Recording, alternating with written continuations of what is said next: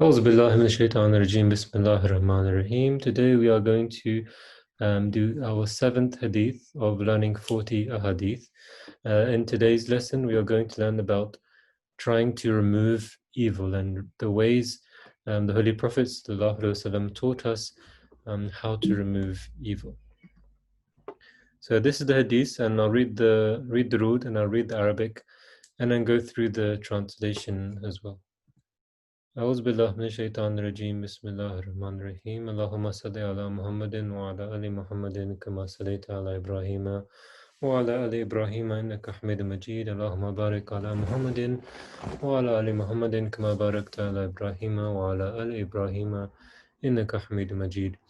عن أبي سعيد قال سمعت رسول الله صلى الله عليه وسلم يقول من رأي منكم منكرا فليغيره بيده فإن لم يستطع فبلسانه فإن لم يستطع فبقلبه وذلك أضعف الإيمان.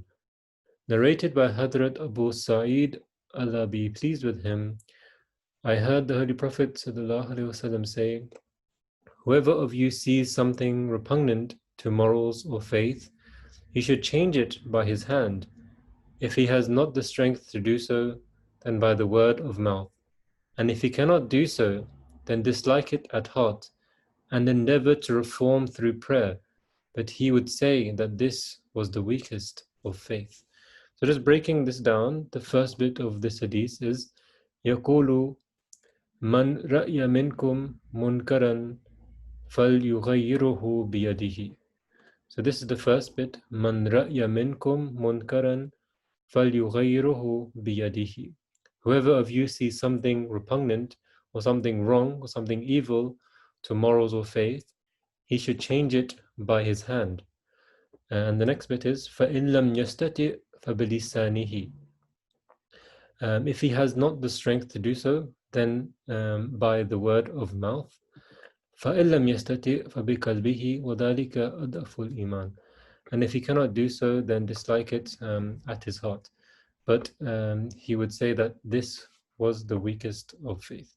So that's the hadith broken down for you, and we should try our best to try and memorize these hadiths because they are so beneficial. Once we learn them, you can practically observe them and try to implement them into your daily lives.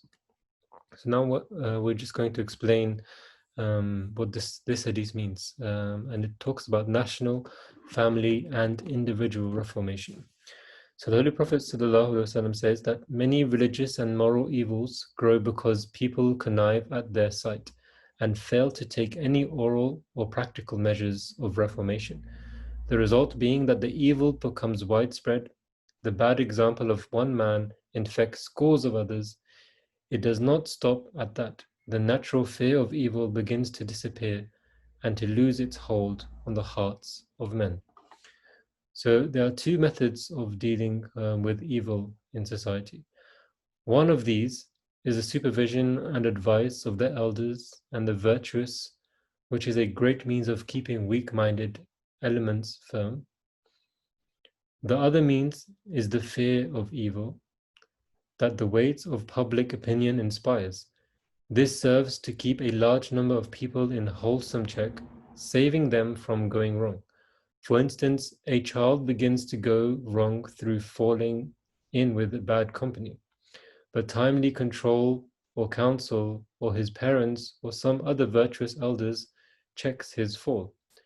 Or an individual begins having ideas inclining him to a particular evil, but the weight of social pressure and fear of losing face in public opinion keeps him from slipping. Even in the absence of practical supervision or verbal counseling, the silent prayers of virtuous people go a long way in reforming peoples and families and becoming a true soldier of God. The true soldier of God is one who, in addition to his prayer, makes use of the other available means created by God. One who is contented with prayer and does little else to checkmate evil through practical measures has in fact not understood the philosophy of the reformation of the human self. Prayer has undoubtedly a great power, but effective prayer is one accompanied by visible practical effort, so that one may be the recipient of God's grace, not only through oral activity, but also through practical actions. And now, this is the important bit about ways of stopping evil. If you see some of your relations or friends or subordinates commit a wrong, you should prevent them by your hand. And if one whom you cannot so prevent by the means of your hands is going wrong, or there is the fear of use of hands in his case leading to trouble, you should prevent him through verbal advice and counseling. But if because of your own lack of courage or because of fear of trouble, it is not possible for you to act in either way, you should at least fight the evils through heartfelt prayer. If Muslims adopt these measures, the face and future of the country will be changed in a very short time. They are so effective and of such great practical value and benefit.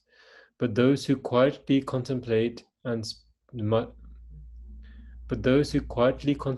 spectacle of evil and sit back passively cannot be termed true Muslims.